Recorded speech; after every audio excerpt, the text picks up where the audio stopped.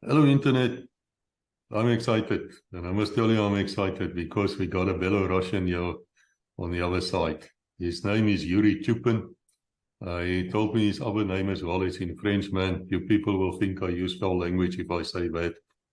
And the fascinating thing about this man is that he was actually in Angola between 1979 and 1982 in Luanda as part of the Soviet army. And now we got hold of him. Very welcome here, Yuri. I'm so glad you came to us. Thank you very much. We appreciate you, appreciate your time. And now I'm going to leave it to you. Tell me, how did you end up in the Soviet army and being sent to Angola in those days where the South Africans, my people, were of course the enemy. And we saw you as the enemy as well, but now we're all friends. We're all friends now. Over to you. Thank you, Yuri. Well, I understand all this time that I'm speaking to my enemies. So I'm very, very, very careful. Well, thank you to invite me and to spend your time listening to my memories. Well, and speaking about your question, I will say the following. Well, as I was studying in, or better, I finished Minsk Pedagogical Institute of Foreign Languages in 1979. I had two options: or be sent to teach pupils in some of the villages of Belarus or of the former Soviet Union, or to go to serve into the armed forces, the army. I preferred the second one because of many reasons. Because it's more interesting, because for an interpreter, as I was a military interpreter, it is to see and to contact with foreign people, because you know that Soviet Union was very closed country in this meaning, and people born, lived, died without seeing any foreign man, in principle, and it always was interesting. I learned Spanish in the institute or university for your, to say better, for your, as your rank now in Europe. Or for me it was I during studying I never heard any real Spanish, and very little Cubans. So it always was interesting, but it resulted that I passed my service, compulsory service. It was compulsory, the kind of compulsory service, during 2 years, and 1 year as a civilian working for the Soviet Army, but it's formally, because in principle it was the same. And resulted that I was sent to Angola. I came to Angola on 31st of August 1979. Initially, I was planned to be sent to Lubango, and I did really wanted to go there, but I stayed finally I'm sorry, I stayed in Luanda, working for Ministry of Defense, Department of Direction of Logistics, Department of Logistics. Well, I finished my military service in 1981 in the rank of first lieutenant, or major lieutenant, as we say. And 1 year, more 1 year, I served as a civilian inside of Soviet Army. But it was the same because I had my weapons, I had my uniform. Oh, well, that is. Okay, if I can ask you, so you volunteered to go to Angola because, as a Spanish speaker, you could have gone to Cuba if I offered you a position. Well, as I remembered already, the ex-students were sent to Cuba normally by Ministry of Defense of the Soviet Union to have practice there. But I was one of the not numerous who was sent to Angola, and I was sent with Spanish language, not with Portuguese one, because of very lack of specialists who knew better, who knew Portuguese, and I was forced to learn Portuguese practically on place, in situ. Well, I must tell you that your English is really good because you understand me who speak English with a dreadful type of accent. But what languages do you speak besides English? Well, my languages that I learned in the university were Spanish and English. But with English language, I never worked professionally, practically not. Occasionally some things of the business, but nothing much.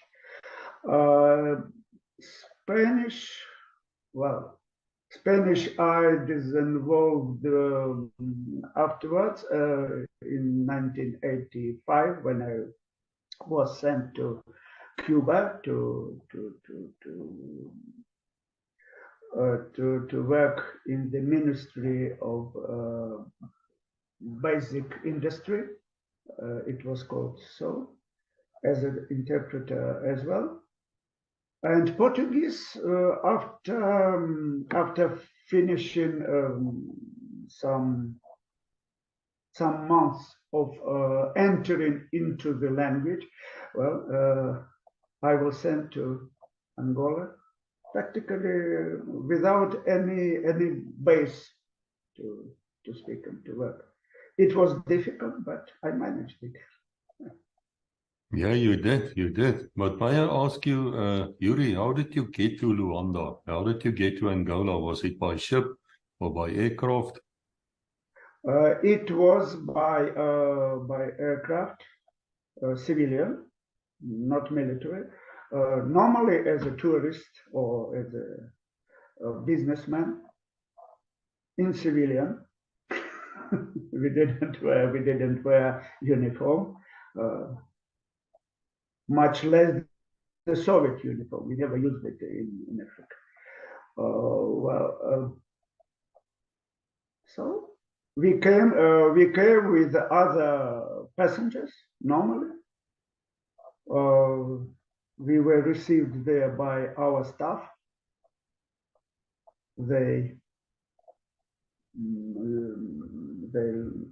transported us to how to call it, Soviet military mission. To the Soviet military mission. It was very near to Ministry of Defense of Angola, of People's Republic of Angola. And there I began my service. Luanda, you know, for any European, or let us say white man, no, from outside to come to Africa, it's adventure. It's adventure. It's something. When I saw African women with for first time in my life with this with let's say grand packets on their heads. It was very interesting. Well, I read about it. I knew some things about Africa. I was not ignorant at all. And during my studies, we read many things and noticed about Angolan war, about you South African racists who attacked Angola, and we were with all our heart, with all our soul, we were with the people of Angola. It's true. It's true. And yes, when I came, I saw the abandoned shops, enterprises, houses. It was a feeling of something bad is in the city and in the country, that the country needed help. Well, what to say? There was a big problem with products, with many necessary things. Money was money, but having money, you must have something to buy. If you have nothing, you can't buy anything. Well, that's my first impression. Well, and I loved the Angolan people. They seemed to me very interesting, very strange for me, but very interesting. And I tried to understand them. And we were together with the Cuban soldiers. It was also very interesting and astonishing for me because I understood at once that Spanish in Spain and Spanish in Cuba are very different. Very different. But it's okay. Yes, I suppose they taught you classical Spanish at university. At your yes, institute. we studied the official formal. classic Spanish of 19th century or beginnings of the 20th. Yeah. Well, and the Cuban dialect, it's very interesting. If you see the interview of Fidel Castro in 1959 for American television, it one Spanish. It is one Spanish. When you see now the last filming of Fidel Castro or during his meetings, it's another Spanish. Very different. Very different. But the people, were they friendly to you? The Angolan people, did they recognize you as a friend, as a comrade? Yes. One thing that you need to understand, we were rather close. We were military. And we had no many contacts with the people outside. We were living in the strict area, Soviet military missions, or in the houses that were guarded by Angolan troops. And we never, practically never, went out to the city. It was a problem. Well, it was not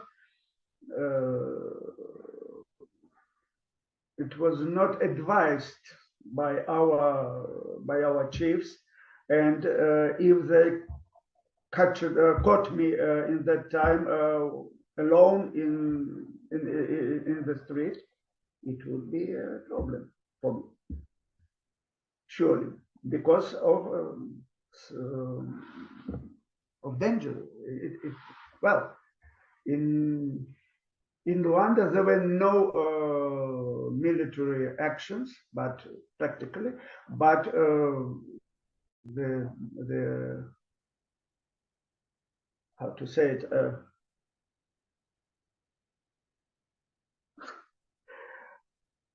I'm sorry. Take your time. Take your time. I will consult. I will consult my. No, don't worry. We will my cut vocabulary. Then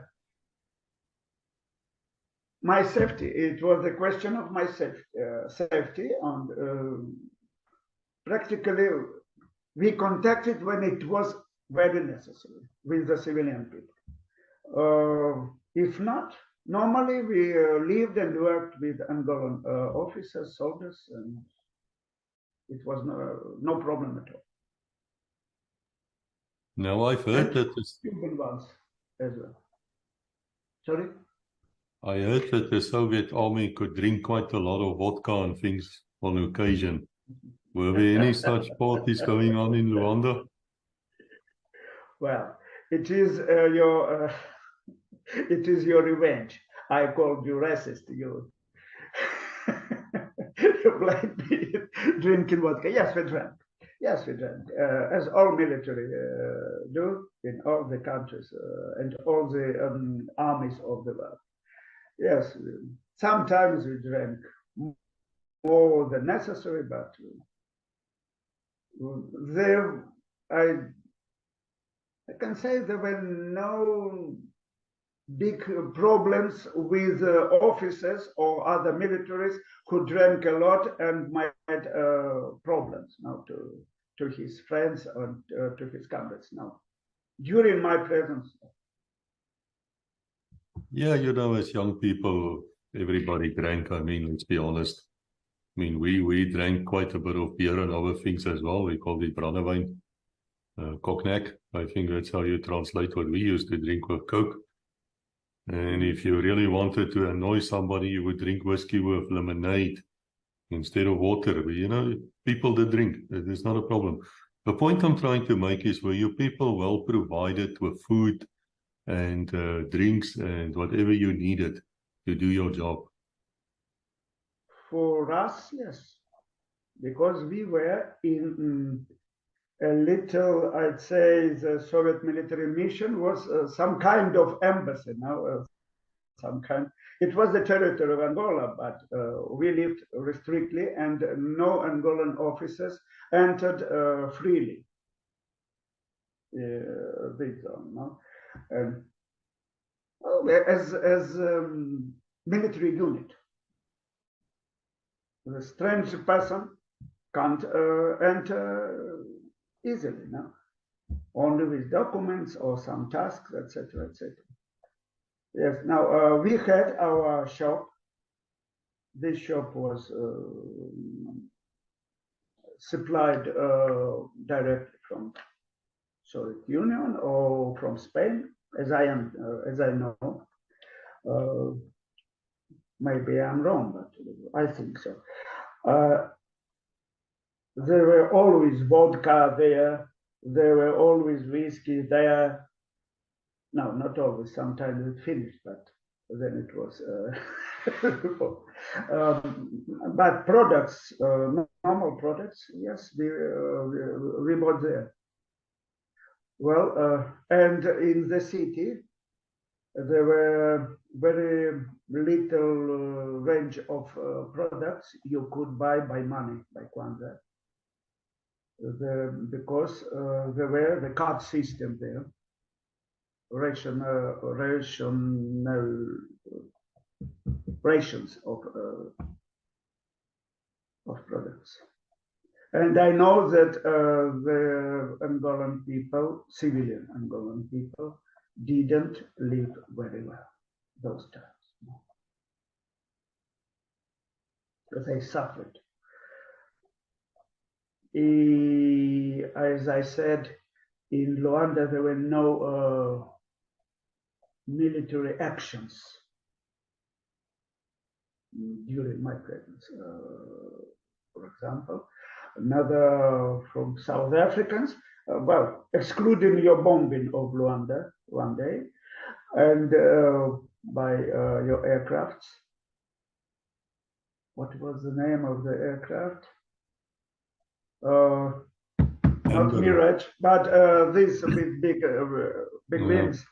Canberra, yeah. Yeah, that's just for long-range bombers. I didn't know they bombed Luanda. What did they bomb? Did they bomb a harbor or what? Yes, they made only one. You made only one attack, as I remember, and against the airport. But the problem was that the Angolan airport those times was mixed. The international airport, internal airport, and military airport, all in one, 3 in 1. Okay, that was the problem. But what I saw and I didn't like really, it was the mining of the path that passed near our house, where our building where I lived with my family.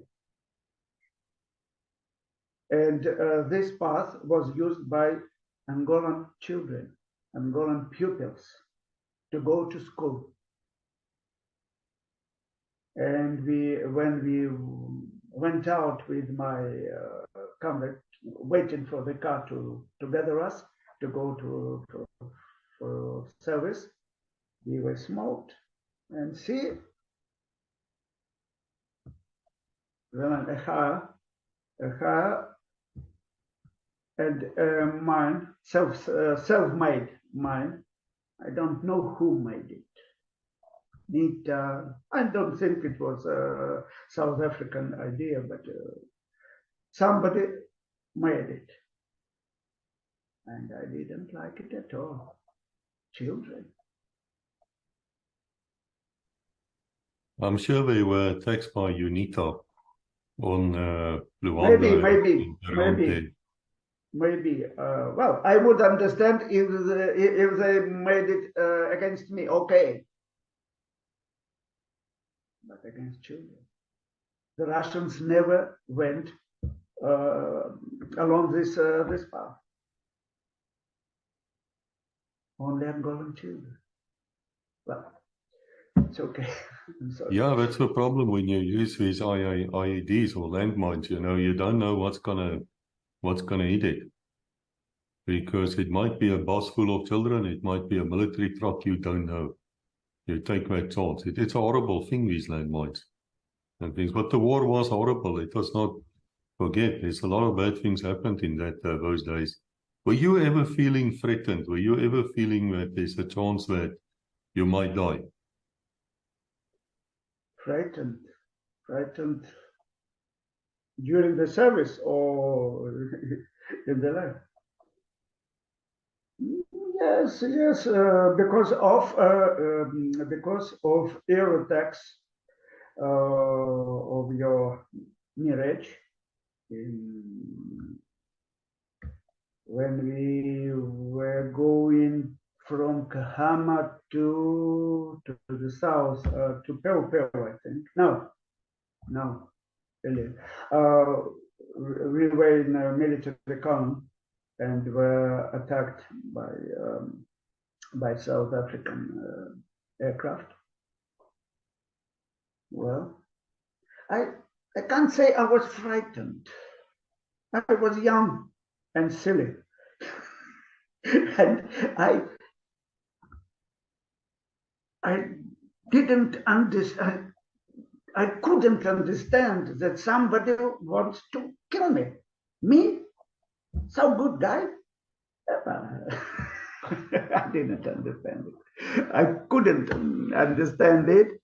But first time when we were attacked, I even tried to photograph the aircraft, and Angolan officers explained to me the South Africans attacked from 3.5 kilometers of height, and they always began the attack from the side of the sun.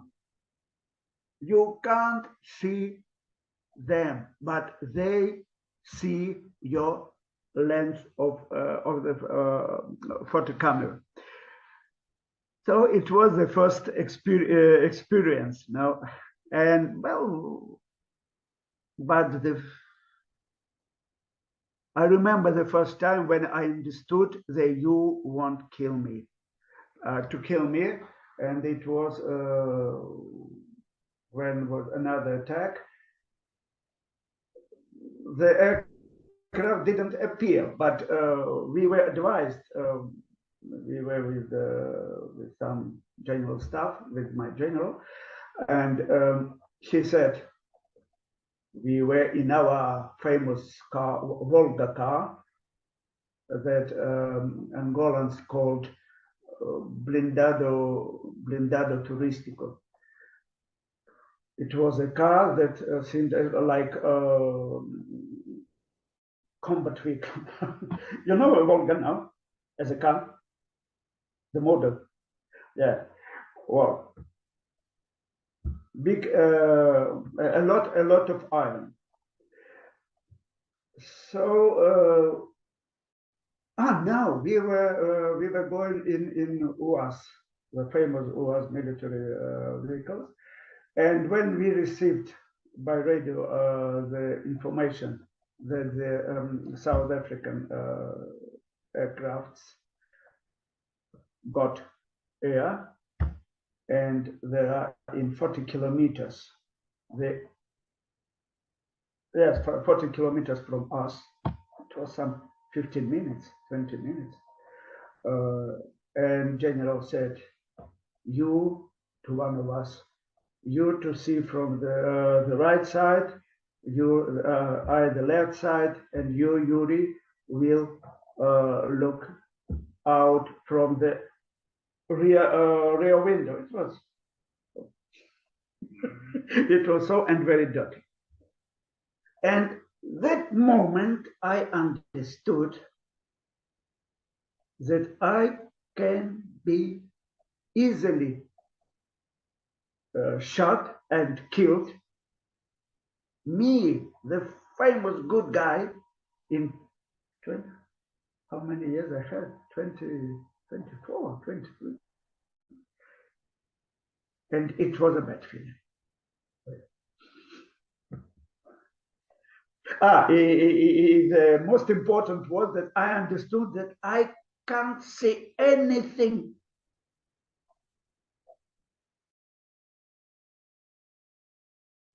to inform my comrades. There's a South African. It was impossible. Yeah, it was a film, yes. Yeah. I have sympathy with you because I recall the first time people shooting at me. I had the same feeling. Why you shoot at me? I don't even know you. What's wrong with you? And then you realize it's not personal. It's just the uniform, you wear, and these people are shooting, and now what can you do? But you were armed. I mean, as an officer in the Soviet army, you would have your Kalashnikov, you would have your Makarov or Tokarev with you in Angola. I had my Makarov and I had my Kalashnikov, both of them. Well, you know that the weapons in army are registered and fixed with the man. So I have registered. I have appointment of the number of my Kalashnikov till today, somewhere in my papers. Well, and yes, when normally we didn't wear weapons in Luanda, only for duty, for things of duty. But when we went out to the provinces, to the places where the combats were left, surely I received my Kalashnikov, ammunition, and what I liked in this story, that they never asked me where I put the bullets. You could take the whole box of bullets and come back without any, and they never ask you where are they. You may shoot because in the Soviet Union it was strictly registered. But in the shooting camps, etc., to lose a bullet, it was a problem. yes, no, it's true. You have a bit more relaxation. But did you people ever shoot some game to eat? Some kudu or whatever game is around in Angola? I mean, it's Africa after all. Did you ever hunt? Did you ever hunt? Hunting, no. Well, maybe there in the trenches, where the military combats, maybe they did it. I don't know, and I won't say anything. In Luanda, no. Angolan militaries, yes, they did.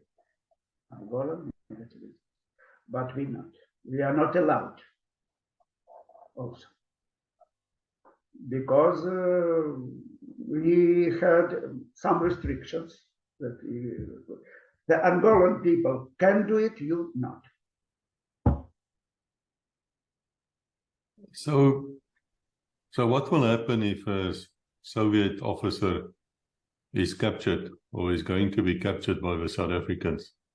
Are you allowed to surrender, or do you have to fight till the end? How was the feeling amongst you people?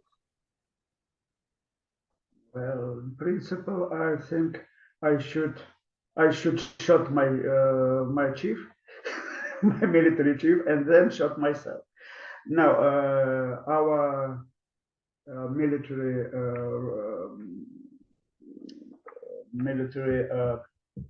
order didn't mention to surrender. The word surrender we didn't know. Well, but I know also that you captured our Pestrakov, our warrant officer, Pestritsov. Yes, I know this story. Well, he died already, as I know. He died already in Russia some years ago. Well, and his wife was killed when they were going out from Kahama. They were one of the last leaders who was leaving Kahama, and I know that he was captured. And I read for my chiefs the newspaper with the information of capturing, the first information. Yes, I recall the warrant officer being captured. It was big news in South Africa as well. And of course, his wife died in an ambush. I think several died that day, actually. We have it on Legacy, where the ambush is described here on Legacy by somebody who we spoke to before. They had no idea, of course, that there were Russians or Soviet people inside the vehicles. They think it happened at night, and they just shot whatever moved. It's a sad thing. And I'm sad to hear that the warrant officer has passed also. My condolences to his family if I ever watch here. He looked like a nice guy. He looked like just a professional soldier. He didn't look like we thought of the Soviets as barbarians, as much as you thought of us as racists. That's how it worked. Yes, I don't know exactly, and I think nobody knows exactly what was happening there in that time of capturing. But I think, and as I know, they all, including wives, wore uniform, Angolan uniform. Maybe it was the cause. I don't know. And I know the reaction of any Russian military officer or warrant officer. If I see South Africans, I will shoot. I will shoot. I'm sorry. Well, that is why when I came to Luanda in 2002 and saw the new Angolan army in new uniform, in colors of more or less Portuguese army. In the case of Mercedes cars or lorries, as South African had, the first impact was, where I am. I'm with my enemies. Well, and the second impression was when I went in 2001 or 2002 in a village, some village in the south of Angola, and saw the UNITA flag. Oh, in Russian we call it "we came." We already came. Well, so after that you understand that the time changed, etc. Well, and his reaction, I think, I don't know who began to shoot first. It doesn't matter. But I think the reaction was from both sides the same. Enemy, shooting. Well, so the South Africans didn't think about surrendering because they were more in number, and the Soviet ones thought that the Russians never surrender. We were fully aware of the fact that there were Russian advisors. I do not know if they were specifically targeted ever. I think they were just around, and if they were around and we could get hold of them, then of course we would have. And I do believe there were several flying the MiG fighters as well, which clashed with the South African Mirages, I think, a few times. When you were in your base, sorry, carry on. No, I'm sorry. Continue. When you were in your base and you were talking to your generals because you're translating, were you fully aware of what was going on in the war? Far away from Luanda, perhaps, more to Kyoto Carnival, that side, even though Kyoto was after your time. But were you aware that the clashes were taking place between the two forces? Yes, sure. I participated in many meetings. First of all, when it was necessary, the translation, even for the president of Angola, dos Santos, and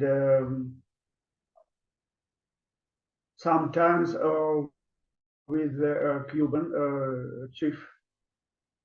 military chief.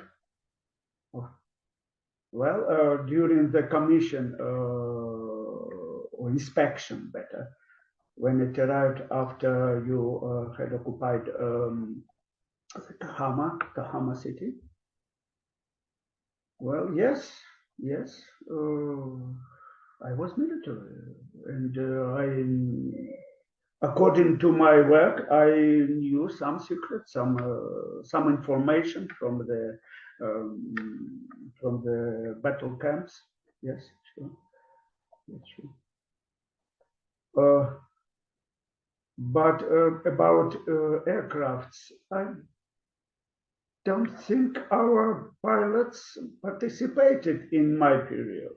I can't say anything after me in 83, 88, but in my time, I know the Cuban pilots, yes, they participated.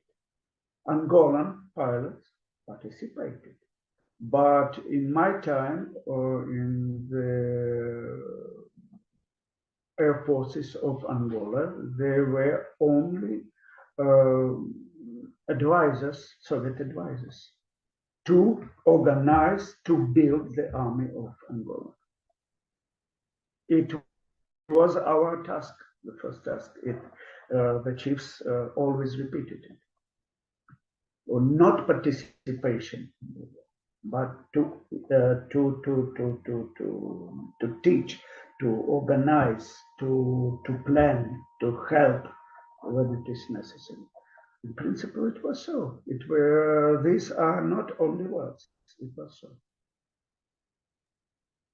The function of an advisor is to advise. So did there come at some stage where you would feel the Angolan officers were not listening to you, or would they listen to your generals? Sometimes they were not listening. It's life. It's normal life. Sometimes they didn't do it. Sometimes they not agreed, and there were discussions with Cubans also as well. But it's normal. It's normal. But there were. I can't say a Russian general could order to minister of defense of Angola. No, I don't think so. Well, in any way, the Angolan army of People's Republic of Angola existed. It could be sometimes weaker or stronger, but it existed, and they made military actions. Sometimes successfully, sometimes not. As usual, it's war. Well, the Cuban army was to support as with force, with equipment. We were more to advise, to help, to organize. I remember a lot in my department of logistics. It was a big problem with the supplying of food, drinks, uniforms, weapons, all the things. And because of rather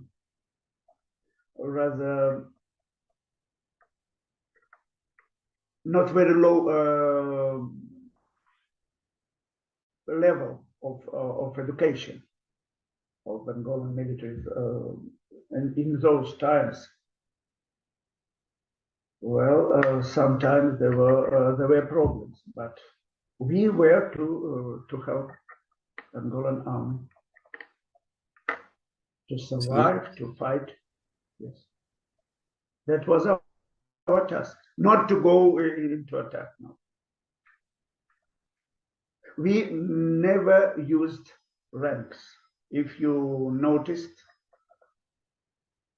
nobody of us had shown our patents. No. So I just want to jump ahead a bit. So when you went back to the Soviet Union after leaving Angola, Were you allowed to say to people, I was in Angola, or had to keep secret? Yes and no. Yes, I said I could say that I was in Angola, but not in the street. My friends, my parents, my family, relatives, they knew. It was not big secret. No. But speaking outside, well, when I was 8 years.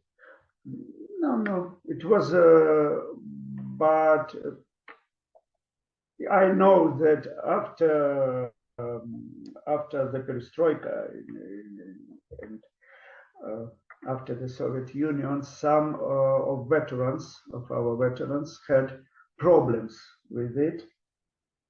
I heard about it. That we didn't send you there. They say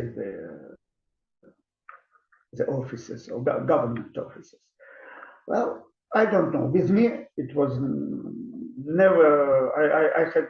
I had no any problem with it because officially I was not there. I've never seen any document that says that Yuri Chupin was sent to Angola. No. I was in one of the military units that was subordinate now fixed to Ministry of Defense of the Soviet Union. Where is this unit? Nobody knows. I have to laugh because it was the same with us. You were not supposed to even say you were in Angola, which means, of course, that when the men came home, they didn't speak. And they didn't speak until, I suppose, until Legacy came along with the show, or years later they started speaking. And I also know that at this stage, the Soviet Union was getting itself involved in Afghanistan. Did you ever feel that the people who went to Afghanistan was perhaps treated more with sympathy than you guys who went to Africa for the liberation struggle? I'd say when sometimes I said that I passed my military service in Angola, the people in the Soviet Union didn't understand and asked, Mongolia? I said, no, not Mongolia, Angola. Well, normally, there was some respect because we were liberating African people, African countries from their imperialism, racism, etc., etc. Speaking about the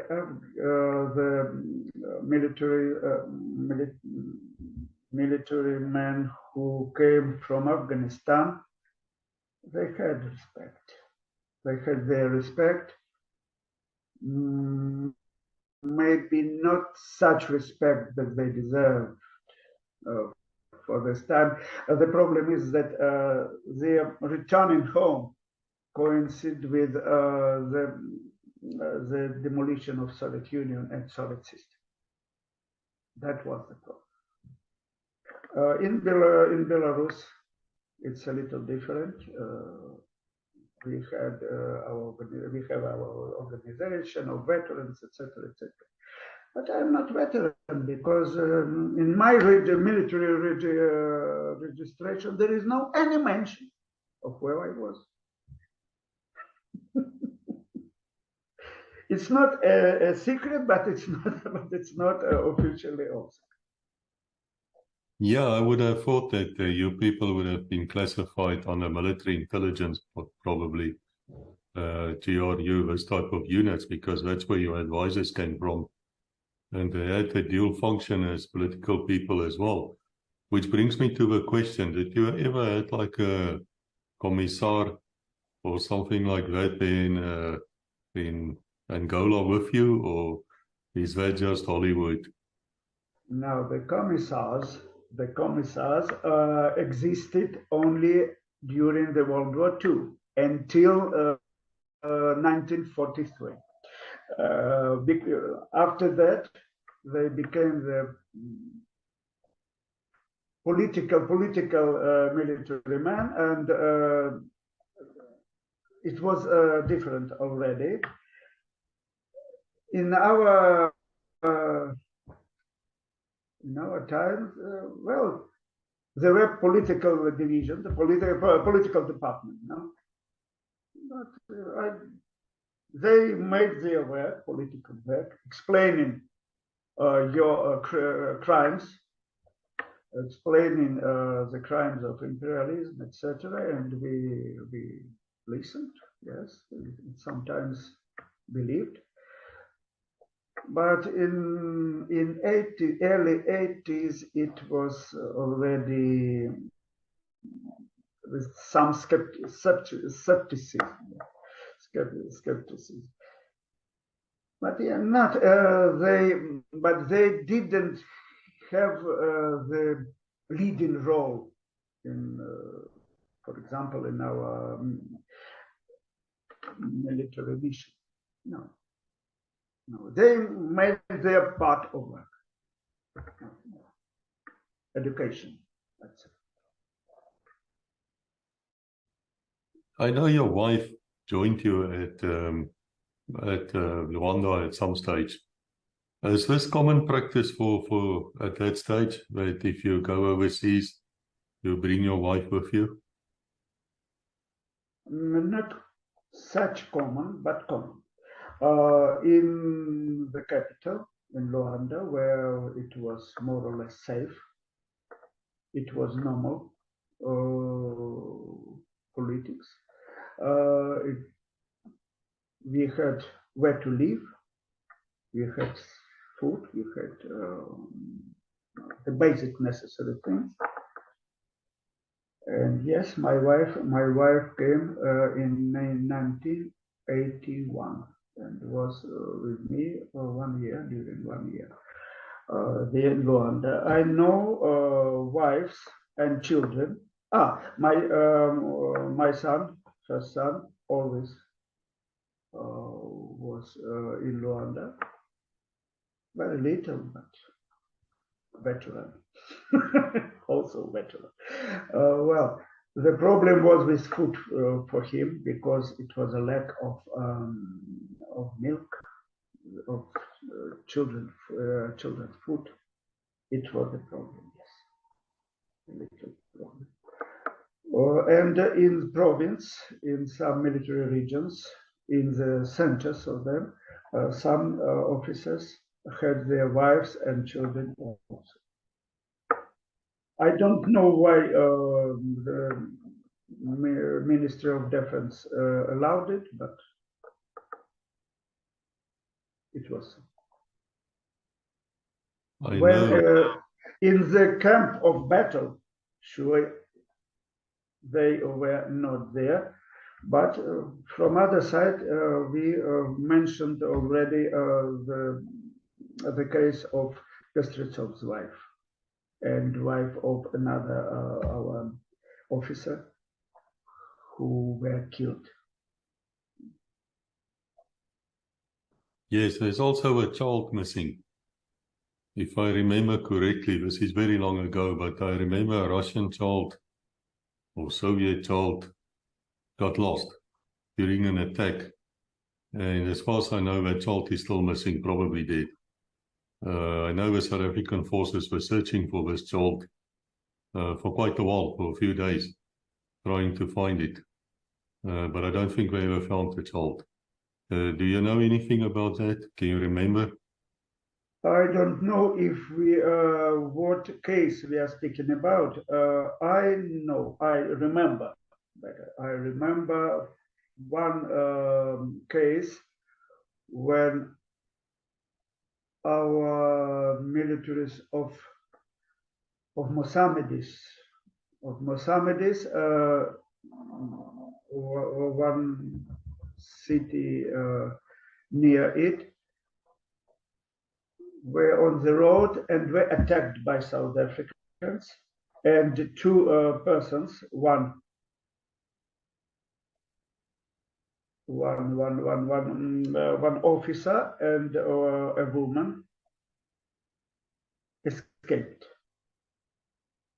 The South Africans tried to find them, but couldn't. I know this case.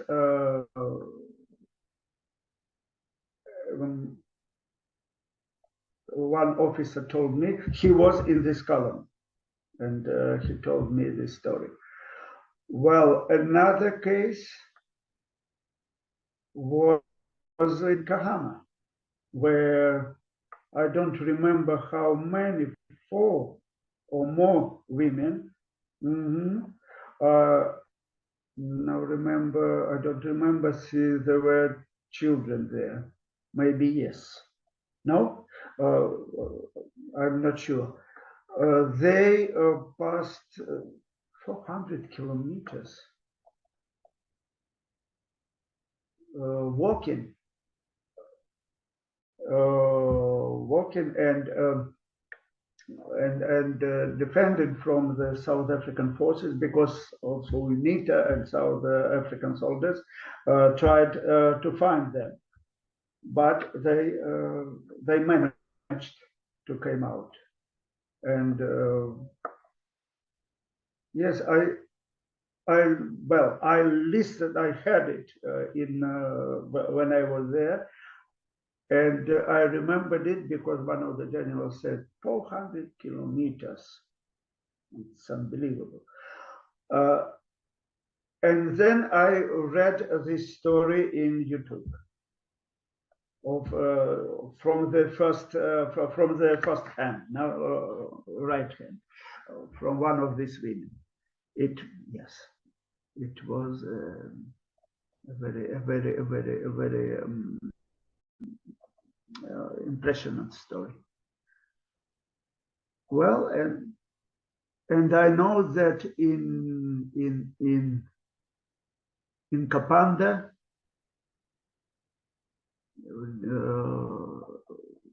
when it was attacked by UNITA and occupied by UNITA, 2 civilian people, one woman and a man. All the staff was captured, but they escaped, and they were not seen anymore. Nobody knows what happened to them. So, they died. Yeah, there are a lot of animals in this region. Yeah, they were terrible things. But you walked into UNITA once, Yuri. I think you clashed with UNITA. You just didn't know it was UNITA people.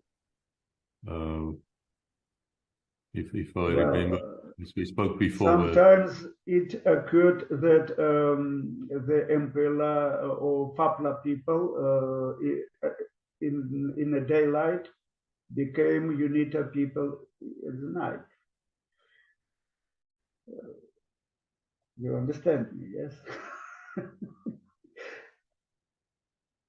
And there were cases when captured UNITA had the documents of Fapla also, and vice versa, Yes. Yeah, it was a civil war. Yes, it was a civil war. We didn't understand it well in those times. We understood it as the imperialism is training and pushing UNITA against the people's power. Well, and now Angolans say it was a civil war of 30 years.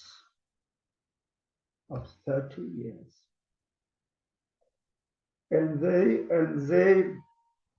well, some of them, I can't say it's official.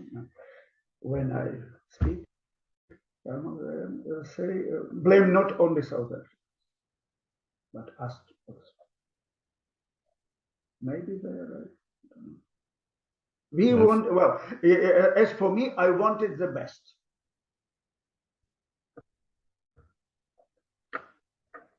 Yeah, and you know, there's no doubt looking back, we really believed in our cause. Whether it's right or wrong doesn't matter. We really believed. And I think you too. You said to me that it was an honor for you to pick up your Kalashnikov and help people to free themselves of a oppressor, of a colonialist, of a capitalist. That's true. You did feel strongly that you have a role to play to help these people. Yes.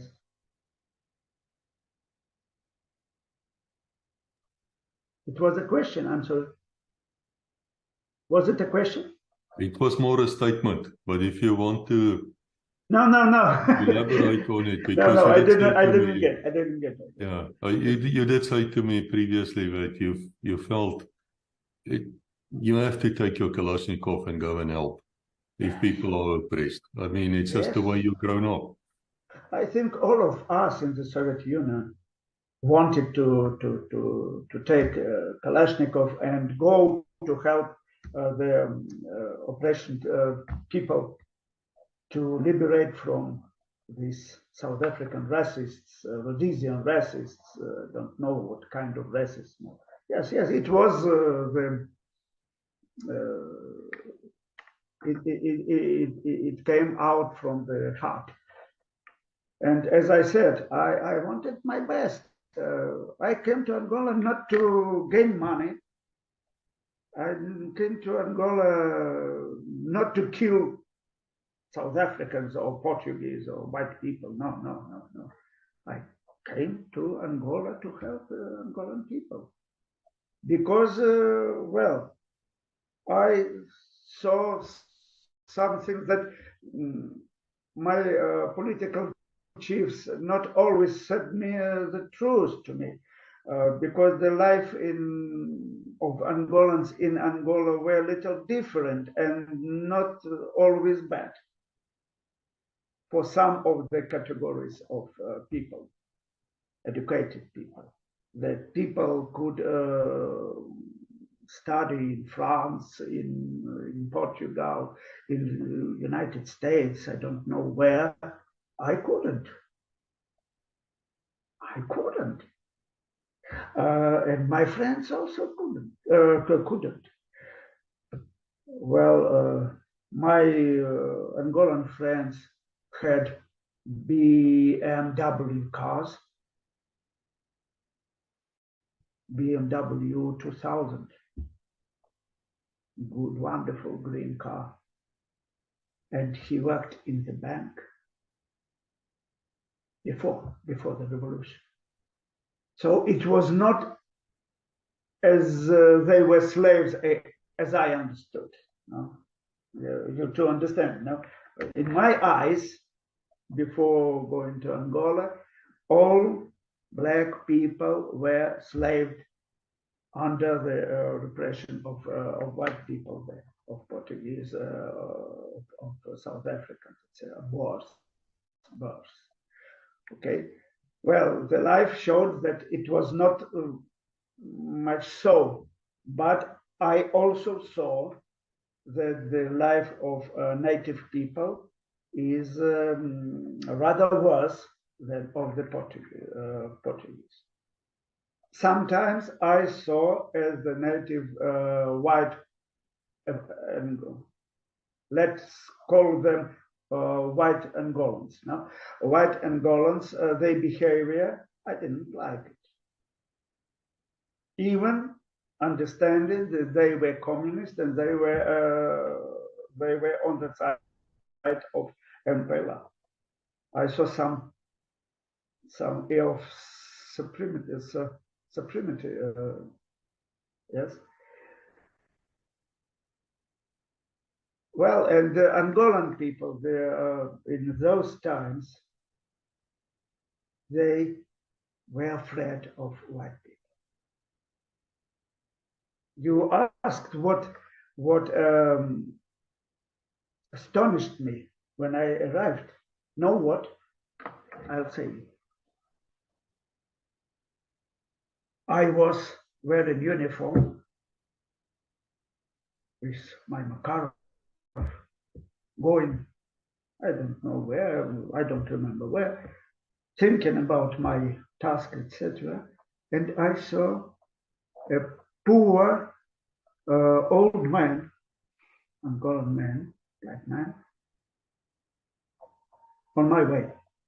And he came out, you know, to the side and put so. I asked, no, Granny, what's the problem? He says, I gave you your way. I said, no, I will give you your way. He said, no, you are right. You should go first. For me, it was a start. I'm sorry. An old man. Well, the young Angolan men were not so. They were different. But this attitude of old people in Angola, it was the reason to hide your racism. For me. It was the reason. What happens here?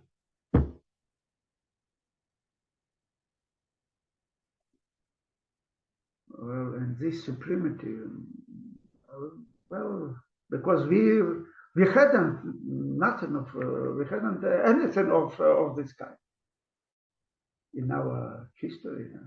Well, and I felt as I am a racist, a Portuguese colonizer. No, I didn't like it at all. Sorry. No, you're right. You're right. You know, it's the African tradition that we respect old people. You know, you and me, because we have grey hair now, they respect us. It's normally not the way around which you described now, so that is very wrong. There's no way we can say that is right. It's not right. What happened there was not right. But let me ask you something else, since I have you here now. Before the Portuguese left and Angola became independent, there were a lot of Roman Catholic churches in Angola, and they're still there.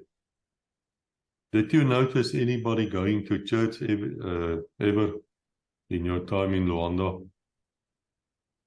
No.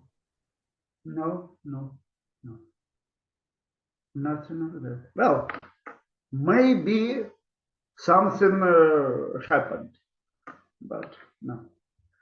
Well,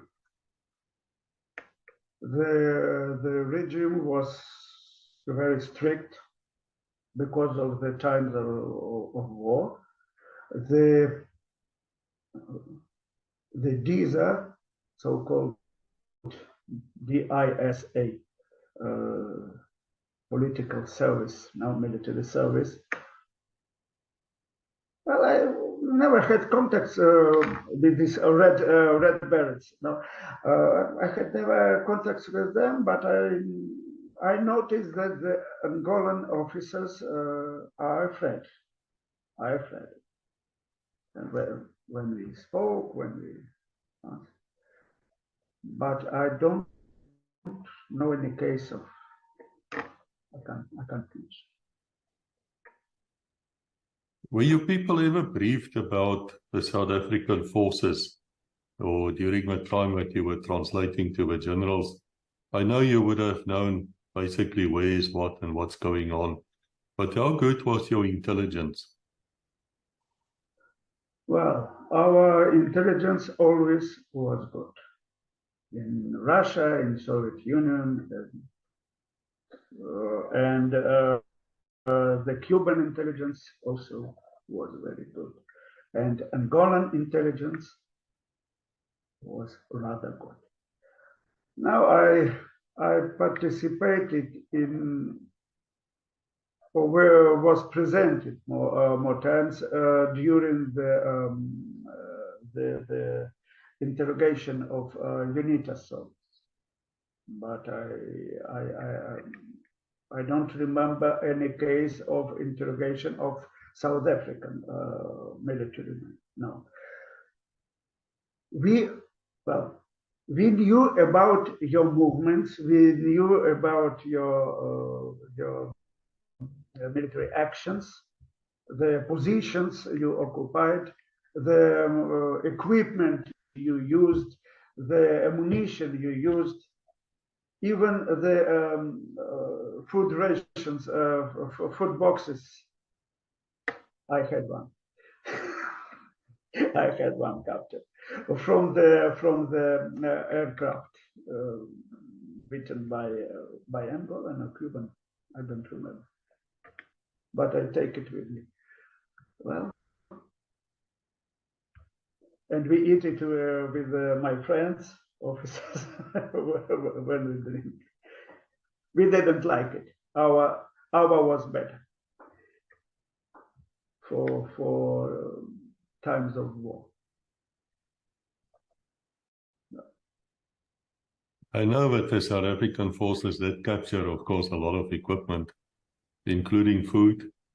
And they say to me that the fish, the sardines, things like that was exceptionally good. Sardines were good. You had a lot of sweets, sweet food there. This is not normal for our army. Our army is more inclined to grains, bread, etc.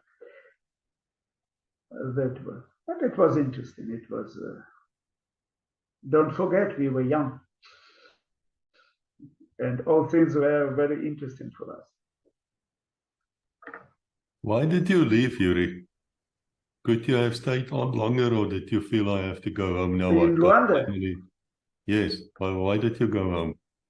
Firstly, I lived in a Soviet military mission. Then, during the first year, then when I called my wife and my son, I passed to live to it was called SPM, the big building in the center of the city. It was given for Soviet officers, and especially the president tripulation lived there. The tripulation of Minister of Defense lived there, if I'm not wrong. The pilots or civilian pilots who worked in Angola lived there with us. Well, and this the path of this building was mine when I spoke about. It was controlled and guarded by one Angolan guy, good guy. He lived there with his family, his child. When his child born, we gathered food, sardines, some things that they could need, and gave it to him. He was very, very pleased with it. Good guy, but he was not military as in the meaning of this word. He was some self-defense organization or something of that. But we had weapons there. We had Kalashnikov. Everyone had the Makarov or Kalashnikov or something else for the case. I recall the food which I associate with Angola the most is probably peri-peri chicken. I don't know if you people ever ate that. It's like a strong sauce. It burns quite a bit, but it's really good food. It's more Portuguese, I suppose, than Angolan. What kind of food? I'm sorry. Peri peri chicken. Berry chicken. Peri peri. It's also the P. P-E-R-I. Peri peri. It's No. like a sauce, and then it's quite nice. It's like a, yeah, it's a sauce. It's a burning sauce. I Well, I don't can't know, remember. Sorry, I can't like a remember. barbecue. Well, well, it's they call it jindungo. It's piri piri. Yes, sir. Yeah, jindungo. It was called jindungo. Yes, and these small pieces of pepper. I planted them in Minsk and got result. And got result. And they work. They work in The this. harvest. The harvest. Oh, that's But fantastic. very, very, very, very, very strong. Very strong. Well, for us as people from very closed society, any exotic fruit was something. The papaya, a lot of them. Well, sure, we knew oranges, we knew mandarins, we knew all this, and even bananas. But some things I saw for the first time in my life. It was interesting. As for example, monkeys or crocodiles, something special. And when I saw elephants and giraffes, it was interesting. They say that in Africa, once you're in Africa, you cannot leave. A part of your heart is always in Africa.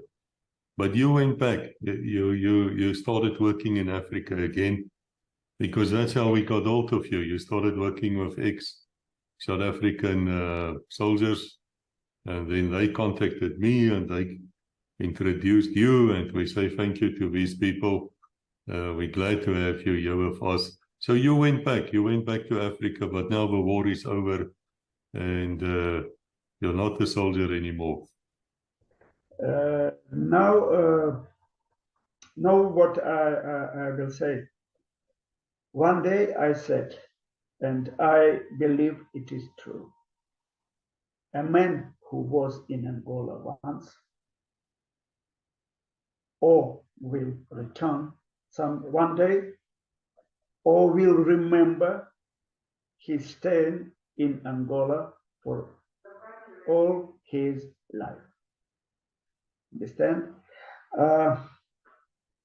And I feel it so, and my comrades agree with me. Yes, I returned to Angola in 2002 to Kapanda. I worked there firstly as an interpreter, then as a HR staff, human resources. Already in Luanda. And then I returned to Katoka in 2008. I left Katoka in 2021, retired already. Retired and tired. Well, yes, because Angola is something special. Angola is something special. You can't forget it. Never, never. I have never been to South Africa or to Namibia. The people who were, they say it's something fantastic. Maybe. I don't know. I know about Angola. Angola, maybe I am a little Angolan also. Some part of me. You know, there's an interesting story which happened. There was a mercenary group who was captured in about 1974, 75. and one of them was a British guy, and he was from Special Forces. He was ex-British SAS, and he got shot. And then they did a blood transfer over to him. He spent many years in jail. He was lucky that they did not execute him. But he was very young, and he only arrived, got shot, and so he didn't do anything bad. And he used to walk around and to say he's got Angolan blood in him because of a blood transfusion. And I think that's the thing with Africa. Once you've touched Africa, it touches you. I mean, I live in Thailand now, and I'm happy in Thailand. Let me say that. But I still think of Africa. I still look up in the sky. I want to see the Southern Cross, because one of the most beautiful things in Africa is to look at the stars. Now, it's difficult in Luanda. It's a big city, lots of lights. But if you're ever out in the veld, in the bush, man, I've heard some people actually get very poetic, you know. They would talk about the stars as if they're writing a poem, things like that. So I'm glad you say to me that there's a part of you which is still in Angola. You're welcome in South Africa and Namibia, by the way. I'm sure somebody will say to you, Yuri, come and visit us and see how it goes. And I'm sure you will then just help yourself. But looking back now, do you think it was a wise choice for you? Not that you had that much of a choice, but if you have gone to Cuba instead of Angola the first time, would your life have been different? Would things have changed for you? It would be absolutely different life. Absolutely different, completely. Well, the first country you visit now, it influences to all your to rest of your life. My country, well, when I was a boy, I lived in Poland with my father. But the first country I visited myself as a big boy, big man, was Angola, and it influenced for all my life. And when I was living Angola, one of my colleagues, Angolan colleague, a woman, said, "You are not already. You are Angolan, partially, but you are Angolan. You are not Belarusian." And I thought, it is right. It is so. One piece of my heart stayed there. So when you saw the changes in South Africa coming in 1994, were you happy about it? Were you happy that things have now changed? It's more back to normal? Oh, I understood the question. Well, really and sincerely, for us, for that period, we had a lot of our problems because of destruction of the Soviet Union, a new life. We came back to capitalism. For us, it was something as Martians came to us. It was absolutely new life, new tasks. Well, and I knew that what was happening in South Africa, because I always remembered those times. Well, I was very happy that Nelson Mandela was freed.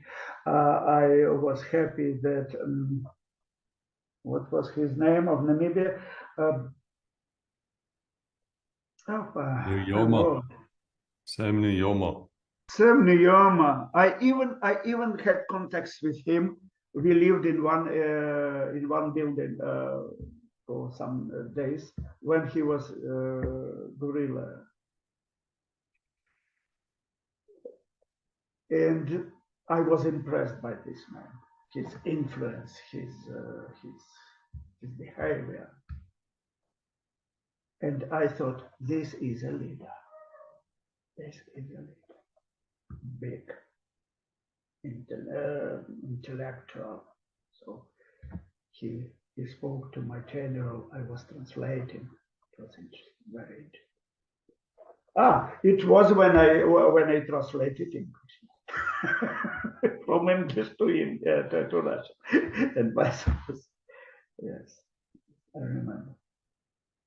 I was impressed, very impressed by him, and I'm proud that I knew this man.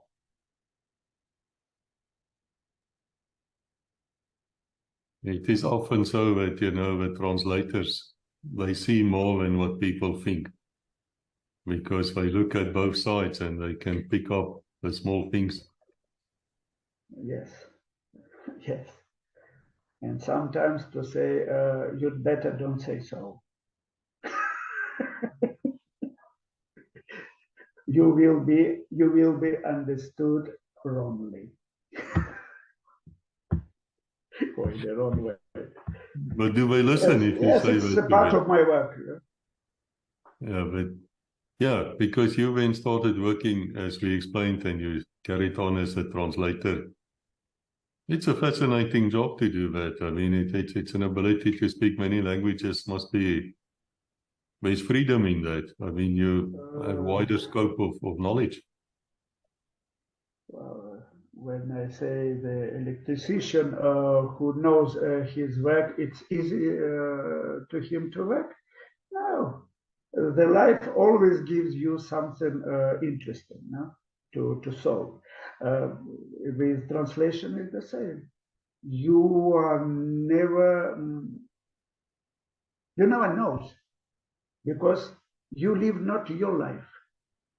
When I translate, for example, to you, I will be the part of you. I must think as you think. I must speak in the tone you speak to somebody.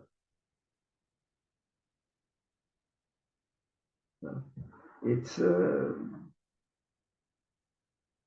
when I speak to two sides, it's as a theater. I should be, well, let's say Nyoma is speaking. I am a part of Nyoma. I think as he thinks. I say what he says. The aims of him are mine. When my general speaks, I am a part of the general. I speak with the interest of him, or with aims of him, with the tone he speaks. Well, when you translate from the cabin, it's not so. It's different. When you translate from eyes to eyes, from eye to eye, it's another thing. It's very interesting, and it's difficult, because you never know what will happen, what will be said, etc., etc. English language, for example, had more or less 1 million words. No, normal people speaks 5,000, 10,000. Writers 30,000, 50,000 words. And the translator.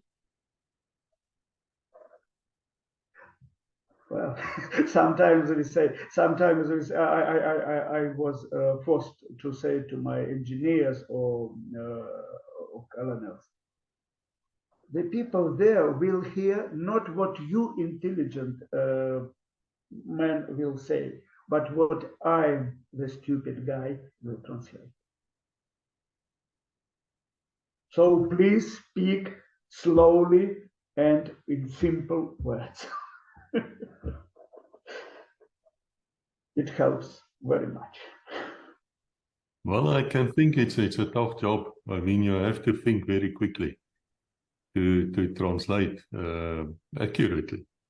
Because otherwise the message is lost. Sometimes, well, that is why it's better to speak with some phrases, 3, 4 phrases, and wait for translation. Then you will be sure that all your ideas will be translated. If you speak 15 minutes, even if I write something, some things will be lost. Sure. And there is a big difference to understand between to speak language and to translate from this language or to this language. Because you are separating in 2 parts. When you speak and say table, you see table, no? A big wooden thing. When I speak, say table, I see in Russian it is stol, in Portuguese it is mesa, in Spanish it is mesa, a lot of things. And on the second plan, I see the wooden thing only. Sometimes the interpreter don't understand what he's saying about. Or swivel in perforation, yeah? Of wells, petroleum, petrol wells and gas wells. Swivel, I don't know what is swivel. They said in Russian vetluk, and they say in Russian vetluk, what is this? I don't know. The people showed me what is swivel, what is, how some things, when we speaking about ammunition, about weapons, how do we call this thing? God knows. I'll ask you a last question about Angola. Did you feel ever that the Angolans were not getting all the equipment which they needed from the Soviet Union? Or did they receive everything which they asked for? Well, it's only my opinion. No, I can't say officially anything. My opinion. There were a lot of ammunition and equipment in Angola. And, well, I didn't work with it, and I don't know the exact numbers, or don't remember, but the exact numbers of ammunition and equipment supplied. But if we hadn't supplied it, I don't know what we had nowadays. It was necessary. It was necessary. Well, for those times. Yes, it was the Cold War. There were 2 sides lined up, and that's the way it was. Do you have any messages here for anyone, for your old comrades or somebody who's watching here, perhaps even the South Africans? Well, it's just as a joke, no? One of our colleagues, South African colleagues in Katok, when some South African delegation, Portuguese delegation came, and I was working, and he presented me to the delegation. This is Yuri. He killed Portuguese during the war. I said, no, he's lying. The Portuguese, there were no Portuguese when I came to Angola. Well, that's a great way of describing you, isn't it? It was well, and one day it repeated in Portugal when my Angolan engineer presented me to his friend. This is Yuri. He was killing Portuguese in Angola. And what did the Portuguese say then? Would they run away or say, "What you talk?" No, the Portuguese people, they came out in 75. The Portuguese,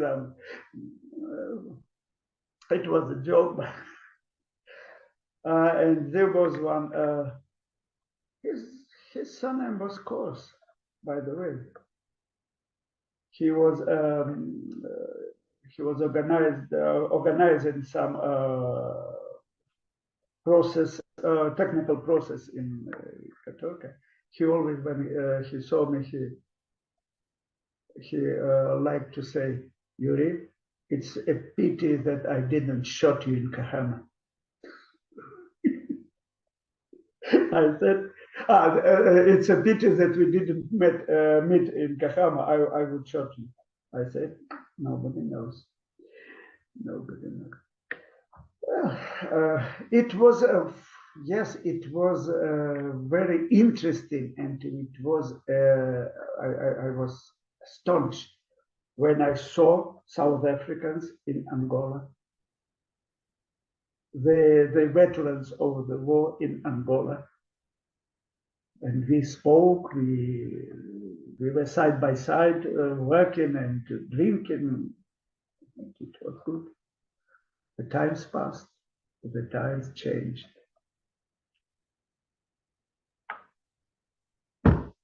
I think that are just wonderful words. And I wish to thank those people here who brought Yuri to us.